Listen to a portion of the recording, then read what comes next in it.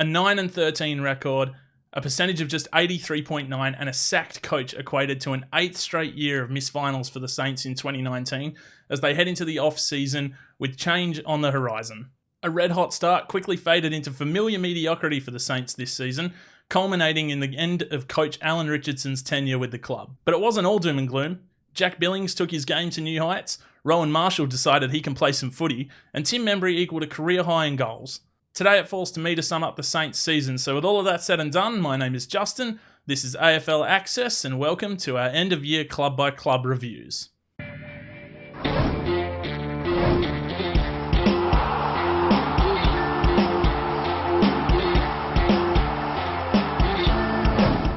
I feel like Saints fans were quietly bullish on their chances coming into season 2019. I mean, aren't we all about our teams before the year kicks off? But let's be real, most reasonable fans knew how this season was going to go for the red, white and black. Anyone who followed the off-season were pretty well aware that we weren't going to see top draft pick Max King, and Dan Hannebery was going to take a fair bit of time to get on the park as a key recruit. Outside of those two, they had very few list changes that inspired much difference at all. So it was super hard to see the Saints and how they would improve going into season 2019. Most people pen them in to miss finals while showing some improvement, which I guess in a sense, they lived up to the expectation. And to be quite honest, by round 5, they had us all feeling like we may have got it wrong with the Saints. Rowan Marshall absolutely burst on the scene and Jack Steele was being an absolute menace as they picked up wins over the Gold Coast, Essendon, Hawthorn and Melbourne to kick off their season, going 4-1 to round 5, including a slim loss to Fremantle where they went down by just 5 points. At that point, it really looked like the Saints were sitting pretty. But it did not last long at all. An extremely tough point came after a 5-goal loss to the Crows in round 6, where club legend and 4-time best and fairest Jack Steven announced that he would be taking a leave of absence to deal with some mental health issues. It was a big blow to the club for a player that, A, on the field is a huge engine room for them, but also off the field provides them with a bunch of leadership which they don't really get from many players on their list. From there they'd go on to lose their next 3, making it 4 losses in a row as they slipped to 4-5 at round 9. And all of a sudden, all of that good work had just faded away in front of their eyes.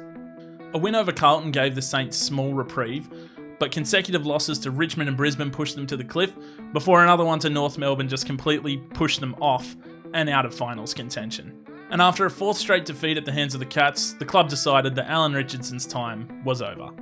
They announced the coach's departure from the club on July 16th, ushering in Brett Ratton as the new interim coach. And as most interim coaches have had this year, he enjoyed plenty of success.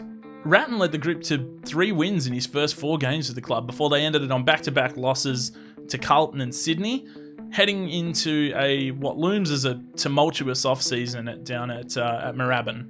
All in all, it was a rollercoaster year for the Saints, but when you add everything into the mix, missing finals just doesn't cut the mustard. In terms of what went wrong on the field, the Saints simply just didn't find enough footy at all. They ranked a lowly 15th in kicks, 14th in total disposals, and just 12th in inside 50s, not giving their forwards anywhere near enough opportunity to kick a score. They did rank 4th in tackles to their credit, but they still had plenty of trouble stopping opposition midfielders from racking up stats, as it just looked like clubs at times were just steamrolling over St Kilda. They're probably quite a tough club to judge, given at times they looked quite efficient, and at times they were looking like a genuine football side. But at the end, they just couldn't get the job done in some of the games that really mattered to their finals hopes. However, as I did say earlier in this video, it's not all doom and gloom. Thankfully, for St Kilda's way too loyal fans, they did get to enjoy some individual performances that were pretty special this season. Although his consistency for mine still remains just a little bit of a worry, Jack Billings took his game to another level, averaging 25 disposals a game and having a real influence on plenty of games throughout the year. I mentioned Tim Membry at the start of this video as well, and despite his team ranking just 12th in inside 50s, he still managed to kick 44 goals. An effort that's admirable when your side just can't deliver you the footy. To round it out, Rowan Marshall, a former 2017 rookie draft pick, became an absolute gun ruckman, playing 20 games where he had only played 13 in the previous season, and stamping himself down as a future bright light for the Saints as they move forward into a new era. But what exactly are the Saints looking for in that new era? And what do they need to climb back into finals contention in 2020? Both very good questions, as there's plenty of gaps to fill on this roster. I guess the starting point would be a coach, right? Personally, I think bringing Brett Ratten back full-time is a pretty good idea.